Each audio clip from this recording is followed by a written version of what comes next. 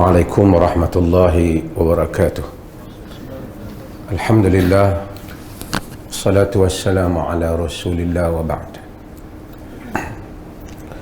Menghadap kebahaduli Yang Maha Mulia Tuanku Raja Polis, Duli Yang Maha Mulia Tuanku Raja Perempuan Polis, Duli Yang Tak Amat Mulia Tuanku Raja Muda,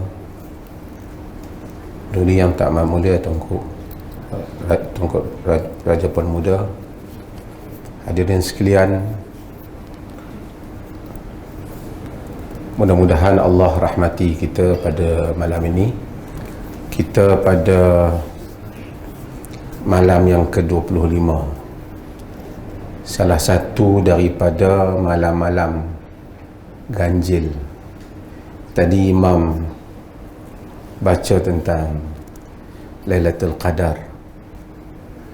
Sebelum saya nak cerita tentang Lailatul Qadar ni, saya rasa kita kena bersyukur banyak pada Allah. Saya di dalam jawatan kuasa darurat yang ditubuhkan untuk sebagai menasihati yang di-Pertua Agong untuk menyambung ataupun menamatkan darurat setiap bulan mesyuarat sekali. Bila mesyuarat, kawan-kawan tu selalu tanya, Perlis buat macam mana? Pada hari ni kita ada satu kes kematian. Perlis buat macam mana? Kita tanya hala Perlis. Saya rasa tidak ada siapa pun yang dapat menjawab macam mana kita terpelihara banyak daripada serangan COVID ini di masa ini. Saya rasa kalau kita tanya KKM pun, dia pun tak tahu jawab. Lebih kurang juga orang kita pergi bersama Ramadan, jalan lebih kurang juga. Tapi hanya jawapannya ialah kerana Allah Subhanahu Wa Taala selamatkan kita sebagai satu ujian bagi kita. Dia selamat kita mungkin berkat doa tuanku kita, berkat doa tuan-tuan, berkat doa orang lain.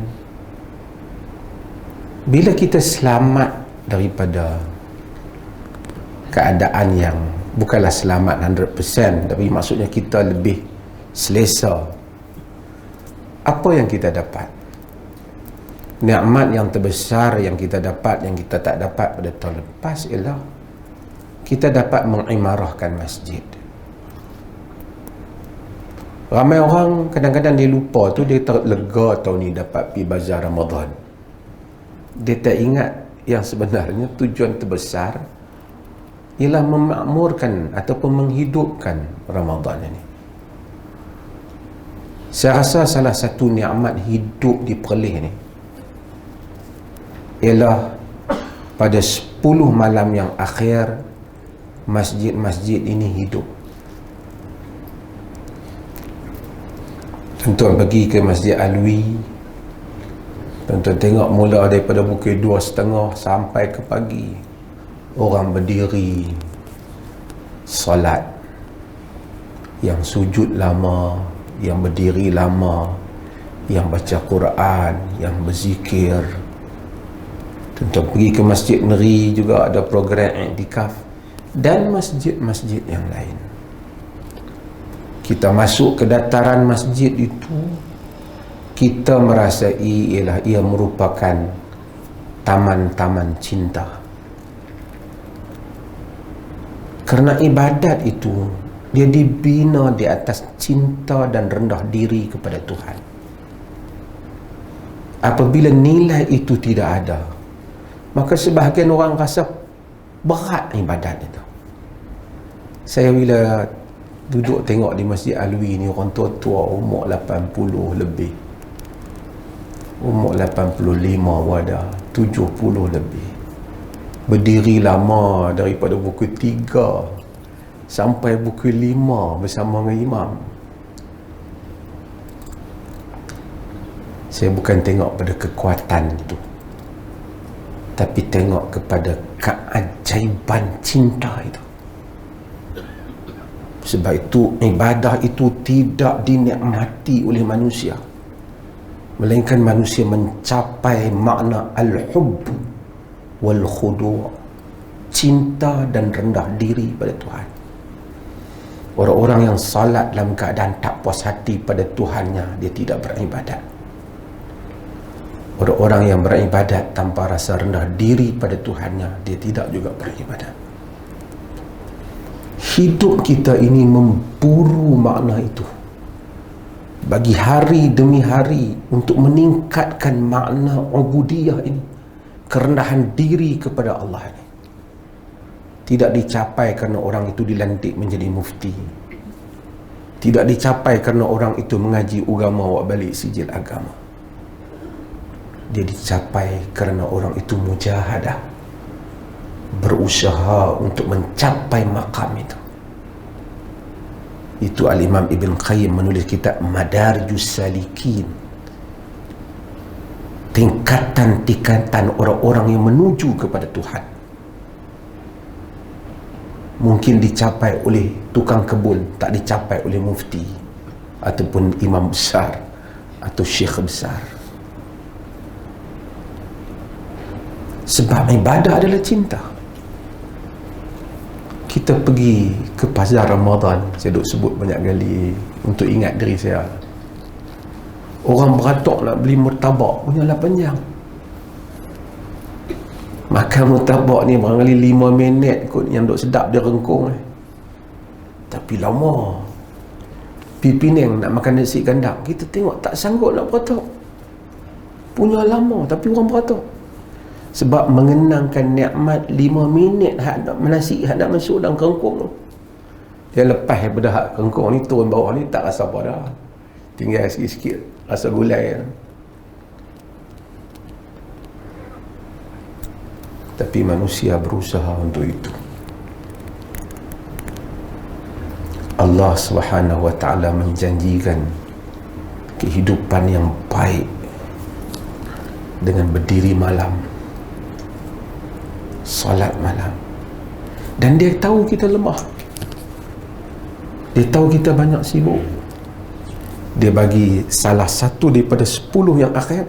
Kalau dia kata salah satu daripada 100, letih kita cari salah satu daripada 10.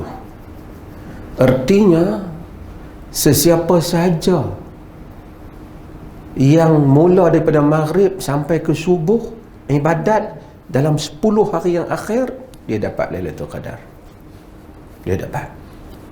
Kalau dia sedekah pada malam tu, lebih baik daripada 1000 bulan. Kalau dia 2 rakaat pada malam itu, lebih baik daripada 1000 bulan. Kalau dia subhanallah pada malam tu, lebih baik daripada 1000 bulan. Kalau dia kata astaghfirullahalazim malam tu, lebih baik daripada 1000 bulan. Bagaimana kalau dia berdiri dengan khusyuk? Ibadat itu cinta. Bila tak cinta, manusia resah, susah. Tapi bila kita tengok cinta budak-budak muda bangun Bukit Tiga, semayang, sujud, kerana mencari cinta. Orang Arab cerita, orang yang bercinta, orang yang tak bercinta ini dia tak faham. Kita cerita cinta, dia tak faham. Sebab orang yang tak pernah ada kekasih, dia tak boleh faham. Sebab hanya orang yang pernah bercinta memahami bagaimana cinta telah membentuk dirinya untuk dia melakukan perkara yang luar biasa. Orang Arab kata, orang yang bercinta yang paling sakan ialah Qais dan Laila. Itu orang panggil Laila Majnun, Laila gila, Majnun tu gila. Orang Melayu ada yang tak tahu makna Majnun tu, dia buah nama anak dia Laila Majnun, maksudnya Laila gila. Qais gagal nak mendapatkan Laila. Dia lalu di kampung Laila. Dia kata, amurru diari Laila, uqabbilu dhal jidara wa dhal jidara, wa ma hubbud diyari syaghafna qalbi, walakin hubba man sakana diyara. Dia baca puisi. Aku lalu di kampung, di perkampungan Laila. Aku mencium semua dinding-dindingnya. bukanlah cinta kepada bangunan itu yang merindukan hatiku, tapi cinta kepada yang tinggal di dalamnya, iaitu Laila.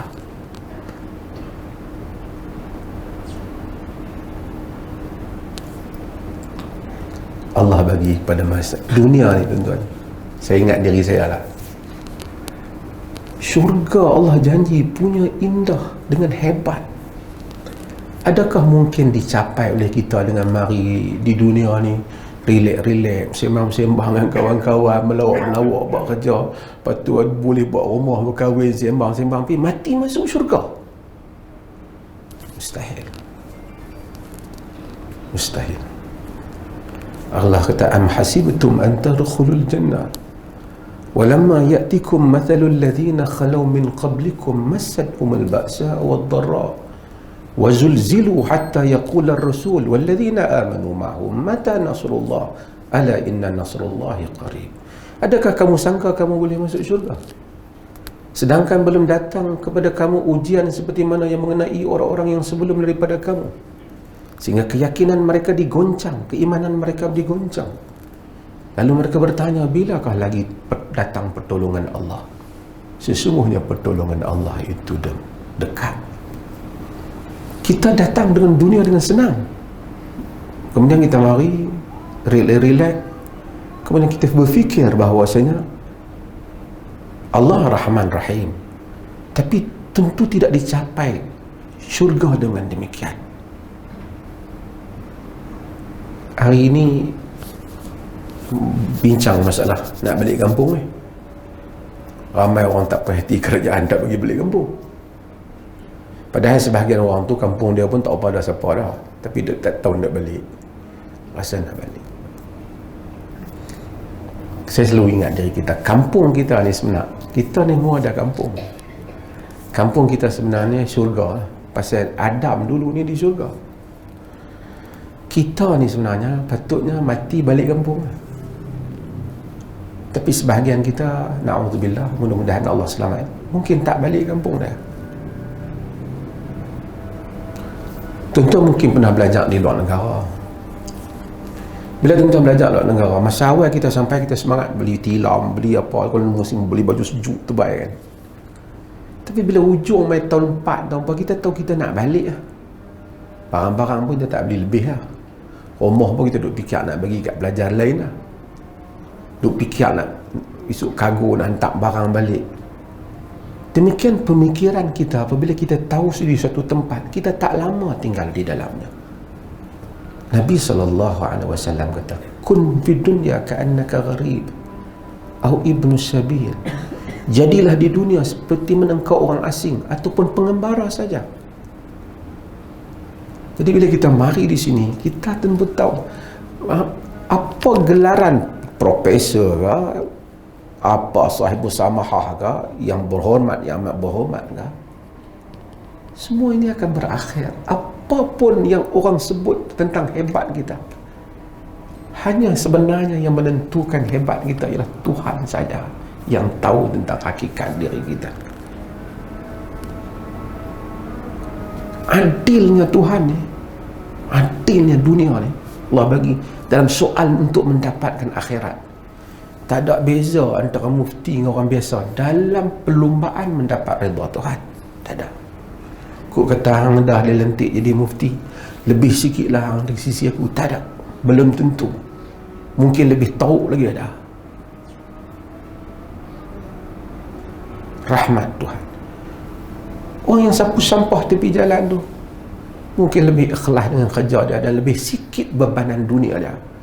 Dia lebih kurang dihisap oleh Allah dibandingkan sebahagian daripada kita. Umur Tuhan bagi, Tuhan ni dia bagi kuih tua kita ni, kuih kurang ini umat ni. Dulu benda kita makan kecil-kecil sedap lah, tak sedap lah.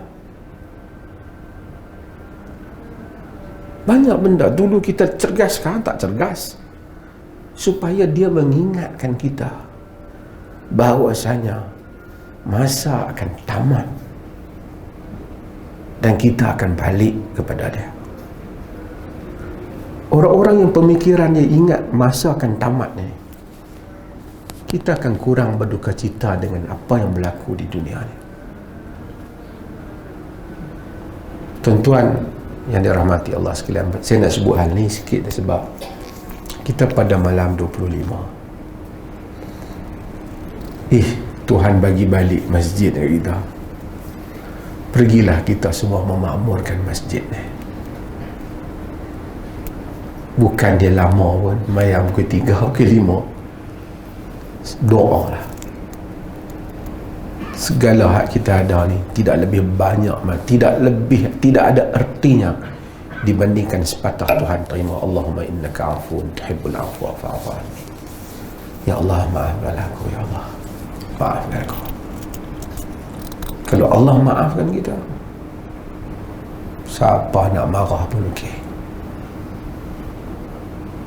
Dan sesiapa yang tenggelam di dalam makna keampunan Tuhan dalam hidupnya, dia akan mengetahui makna yang besar kepada makna cinta.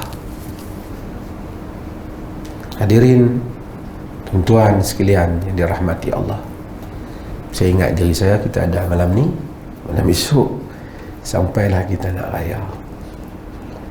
Untuk saya bukan apa saja menggunakan kesempatan ni, kok tuan-tuan pi, saya pun dapat pahala sikit. Pi masjid, i'tikaf. Sebagai orang tak tahan nak tidur masjid, bau kapek ke apa, pilah pukul 3 pagi, bawalah anak-anak kita, ayqadha ahlahu.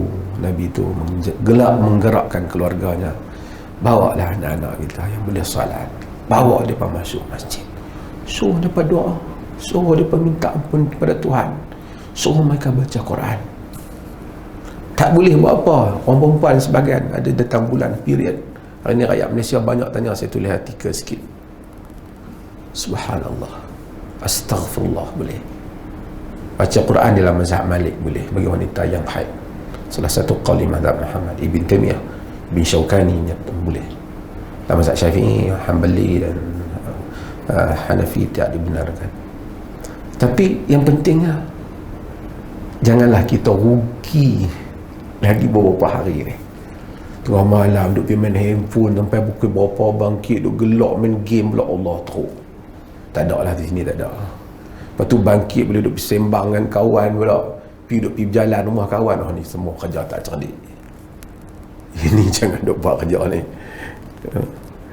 Masa kalau kawan kita kata ni aku nak ziarah rumah hang sekali ni, pukul 4 pagi, kita ni bukan masa dah. Hang belok lah, ambil istighfar dan sembahyang. Pagi besok hang boleh jumpa aku. Mudah-mudahan Allah rahmati kita semua untuk kita menghidupkan malam-malam yang sangat bermakna. Kalau kalau ada orang habaq ada tanah harga RM1 juta, dia nak jual RM10, dia nak jual RM10,000 tanah punya lueh kata harga. Saya agak-agak orang beratok daripada Arau ke Kangak boleh lebih dan si kandang. Kalau isi borang pun isi borang. Allah kata semayang ibadat malam Lailatul Qadar, dia nak bagi 1000 bulan pahala, dan kita perlukan pahala tu dan keampunannya. Mudah-mudahan kita semua dirahmati Allah dalam menghidupkan malam-malam yang akhir ini. Sallallahu ala nabiyina Muhammad walhamdulillahirabbil alamin. Terima kasih.